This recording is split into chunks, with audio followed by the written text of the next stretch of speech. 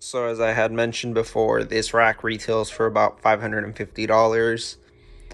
And depending on where you're at in your tax rate to your local area, this rack would run me about $600 after tax. And the way that it works is there are these trays that open up right here for the front wheel. You're able to close it up whether you don't want it to get dirty or for storage reasons. And then you just open it up, it's spring loaded. And then you have these arms that swing. Normally you could either have them over there or on this side when it's folded up. And the way it works is a ratcheting system. You would just push down on it and it would hold on to your front wheel, but without touching it, it would actually hold on to your front tire.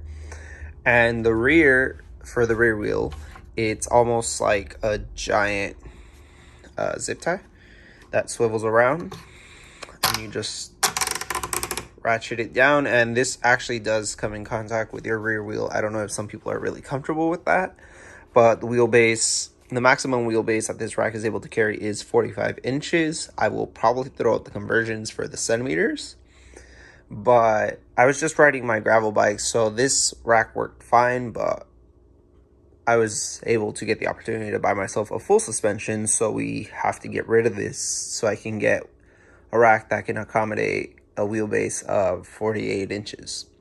Again, I'll throw the centimeters up for conversion. So the way this rack works is you can have it folded up on your car the way that it is right now, obviously with the arms closed.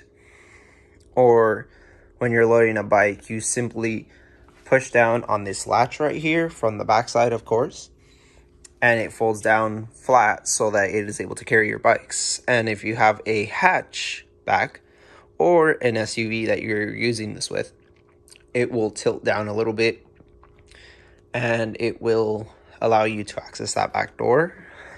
Some features of this rack, besides the fact that for this price point you do get a cable lock that comes with it, and it would lock itself inside there, and it is the same key that will lock your rack onto your hitch pin right there through that hole.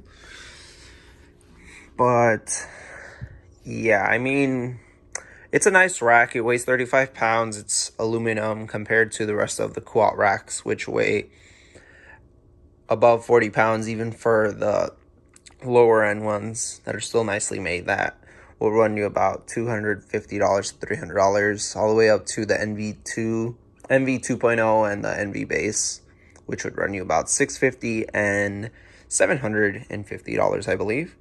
But if you're just looking for a rack and you are not going to get yourself into a bike that has a bigger wheelbase than 45 inches, then I do suggest this one. I have not had any problems with it.